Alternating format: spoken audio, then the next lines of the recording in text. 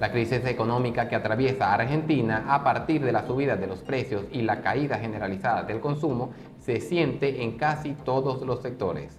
La gastronomía es una de las más golpeadas, no solo por la baja de ingresos de clientes a cafeterías y restaurantes, sino por la posibilidad de que solo en la ciudad de Buenos Aires puedan cerrar definitivamente sus puertas entre el 40 y 50% de estos locales. La verdad, solamente a la mañana, horas pico nada más. A la noche no hay nadie. Los sábados, por ejemplo, ahora no hay nadie. ¿Cómo decírtelo? Está medio complicado, sí. Suplantar, sí, pero cuidándome en los gastos, todo en general, todo. Lamentablemente, no sé. ¿Consumís afuera menos que antes? Por supuesto, sí. Y trato ahora de llegar y mirá lo que te digo, ahora aguanto hasta la noche. Lamentablemente es así. Mirá, de enero a febrero me cayó más o menos un 60% de mes a mes. Viene bastante complicado y aparte las grandes subas de la luz, por ejemplo, que me vino, la luz estaba pagando 550.000 y me vino 1.200.000, casi 1.150.000. Consumo en diversos rubros. Uno de ellos tiene que ver con la caída del consumo en el rubro gastronómico, muy pronunciada en algunos casos, a punto tal que hay posibilidades de que entre el 40 y el 50% de los restaurantes y de las cafeterías solo en la ciudad de Buenos Aires, solo en el ámbito porteño, cierren sus puertas como consecuencia de la baja del consumo. Hemos hablado con propietarios de restaurantes y de cafeterías, con mozos, con clientes o incluso ya ex clientes que nos van a contar esa situación donde claramente se ha observado aquello de salir a comer afuera, salir a desayunar, salir a almorzar, salir a... En la tarde del pasado lunes 3 de junio, el presidente de Colombia, Gustavo Petro, fue condecorado por el Estado de Palestina, al cual ha defendido en medio de la difícil situación que enfrenta con Israel, que mantiene su ofensiva en Gaza con el argumento de acabar con el grupo terrorista Hamas. El presidente de Colombia, Gustavo Petro, recibió la máxima condecoración del Estado de Palestina por promover la defensa de los derechos humanos ante la agresión israelí en la Franja de Gaza. La ceremonia se llevó a cabo en el Palacio Presidencial con la presencia de diplomáticos palestinos. Petro agradeció el reconocimiento y describió la condecoración entregada por un asesor del líder palestino como la más valiosa que ha recibido. En su discurso, volvió a comparar las acciones bélicas de Israel con los campos de concentración nazis de la Segunda Guerra Mundial. El crudo cayó más de $2 por barril el lunes pasado después de que la alianza OPEP Plus anunciara que mantiene los recortes de producción.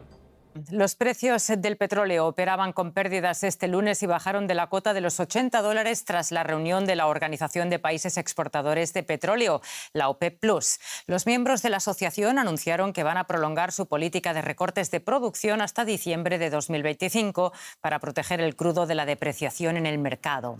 Entre las razones de la baja de precios está el lento crecimiento de la demanda, las altas tasas de interés y la creciente competencia desde Estados Unidos. Los precios del crudo comenzaron a desplomarse en septiembre de 2023 por la baja demanda a nivel mundial y solo la reducción de volumen de producción logró generar una breve recuperación.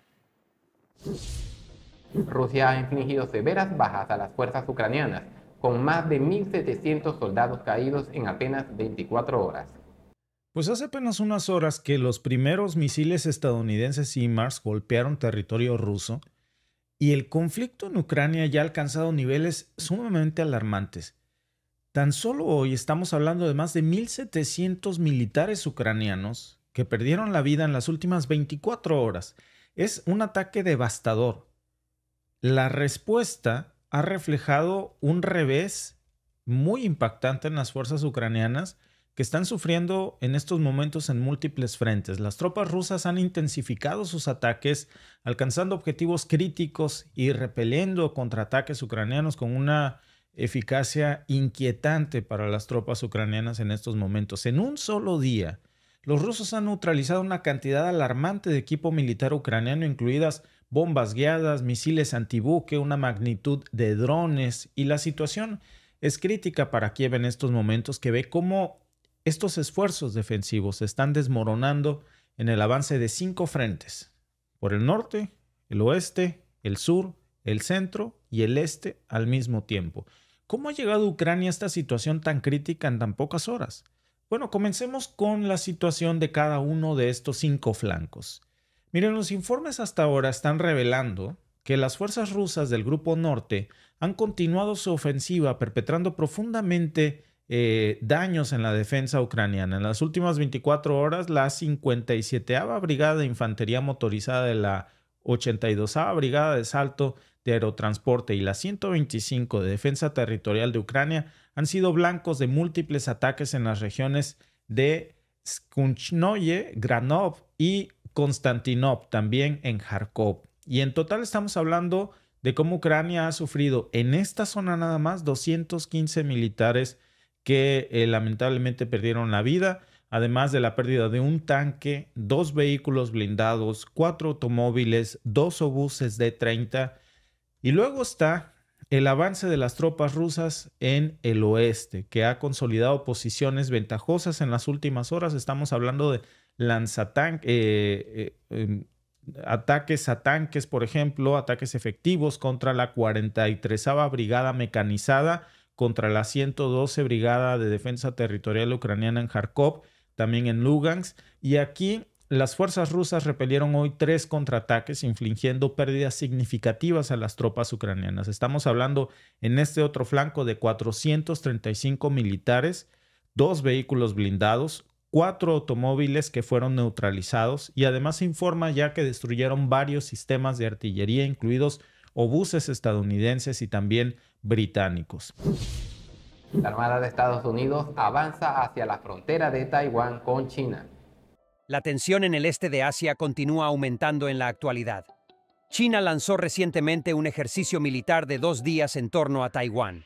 Este ejercicio sirvió en parte como un fuerte castigo contra las acciones separatistas de las fuerzas independentistas de Taiwán.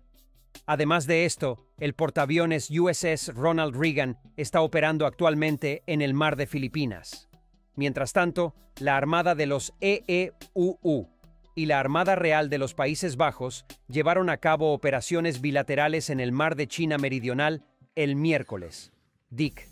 Las imágenes del Pentágono muestran al portaaviones Reagan con el petrolero de la flota USNS John Erickson y el buque de carga seca USNS Charles Drew, mientras China realizaba una reposición en el mar de Filipinas el jueves. Lanzó el ejercicio militar conjunto SWORD 2024A. Reagan partió de Yokosuka con el crucero USS Robert Smalls y el destructor USS Howard para realizar su última patrulla por el Indo-Pacífico como portaaviones de las fuerzas navales desplegadas hacia adelante Japón antes de regresar a los Estados Unidos. El Comando del Teatro Oriental del Ejército Popular de Liberación, EPL, anunció que a las 07:45 del jueves, el comando había realizado ejercicios conjuntos alrededor del estrecho de Taiwán, las partes norte, sur y este de Taiwán y la isla Kinmen. Un portavoz del comando, CNUR.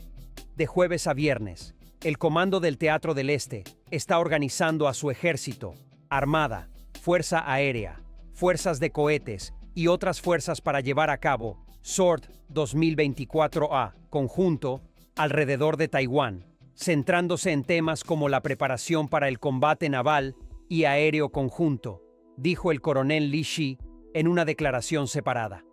Este es también un fuerte castigo para las fuerzas separatistas independentistas de Taiwán que quieren la independencia y una seria advertencia contra la interferencia y provocación de potencias extranjeras.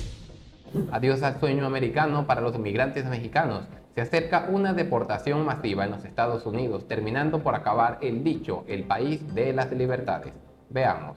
Con el gobierno de Estados Unidos en los últimos años, pero esta medida unilateral totalmente del gobierno del presidente Biden no es una buena señal en la relación bilateral, ya que pues muchos de los migrantes rechazados es bastante probable que se queden en la frontera norte y esto afecta la situación de vivienda, de alimentación y de diferentes necesidades de la población migrante y los municipios fronterizos, sean de Tijuana, Ciudad Juárez, Nogales, Matamoros, Reynosa, todas las ciudades fronterizas, pues le crea una presión muy grande al quedarse muchos de estos migrantes en la región fronteriza de México. Joe Biden, que durante esta jornada firmará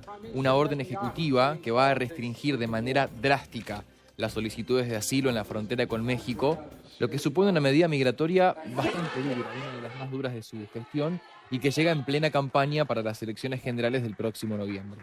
Esa orden permitirá a las autoridades estadounidenses deportar a quienes no cumplan unos estrictos estándares de asilo cuando se supere la cifra de 2.500 detenciones diarias en la frontera durante un promedio de 7 días. Al menos eso fue lo que detalló a la prensa altos funcionarios estadounidenses. Bueno, sí lo teníamos, ¿no? A Biden, que se retiraba entonces luego de hacer este comunicado, ¿no? Y firmar esta orden ejecutiva.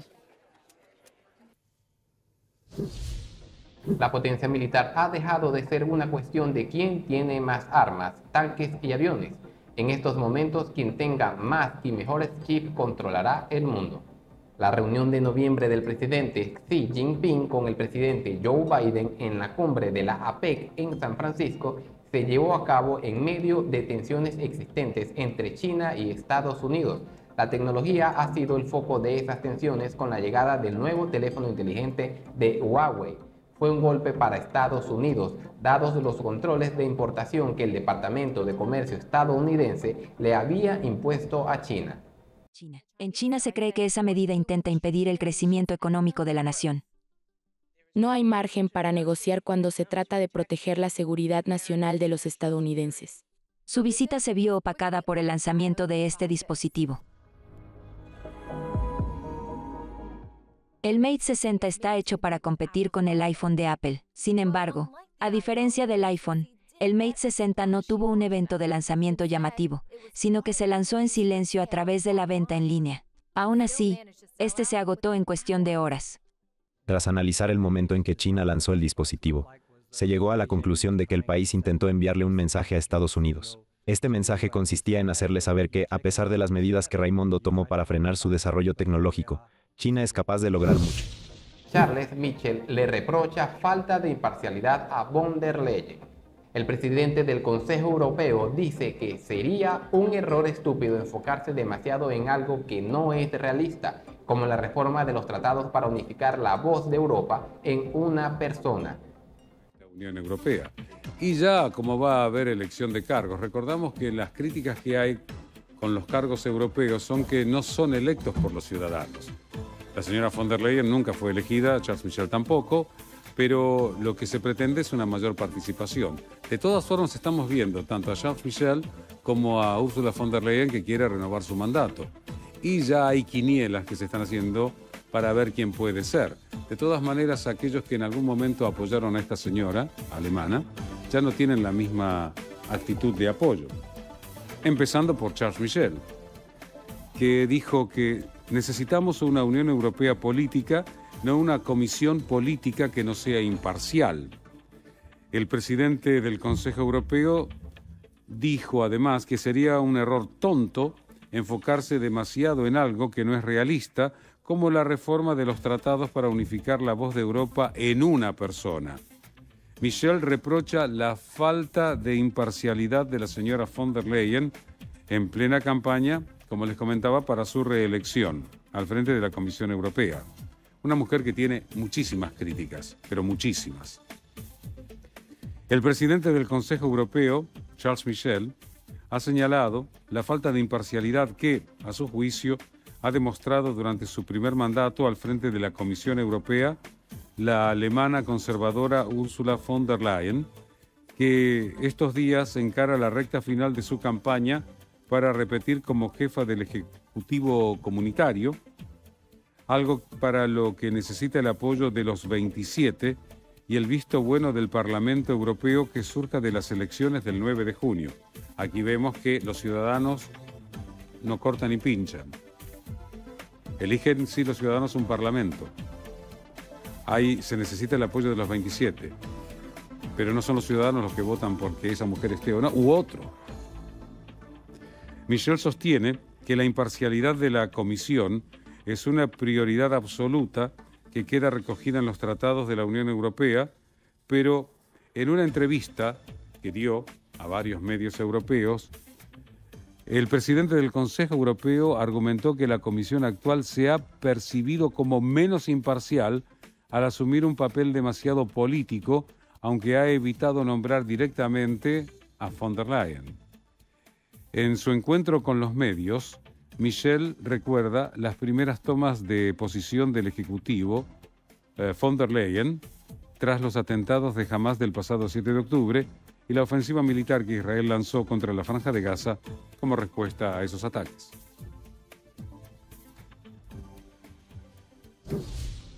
Esto ha sido todo por el día de hoy. Síganos en todas nuestras redes sociales, donde también compartimos las noticias de Venezuela para ti. Nos vemos en una próxima edición de Noticias Digital Visión.